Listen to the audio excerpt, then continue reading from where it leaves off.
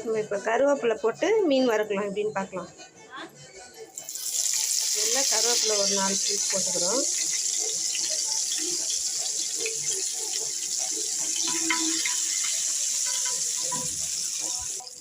அது மேலேயே மீன் எடுத்து போட்டுக்கலாம்.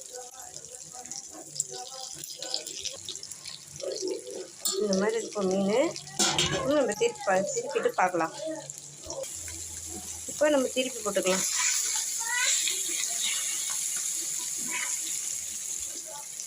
எப்போவுமே மீன் போட்ட உடனே திருப்பக்கூடாது. நல்லா கொஞ்சம் நேரம் ஆன உடனே திருப்பினா தான் மசாலாலாம் அதில் பிடிக்கும் நல்லா. இந்த மாதிரி நல்லா செவந்து வந்தோடனே நம்ம எடுத்துடணும்.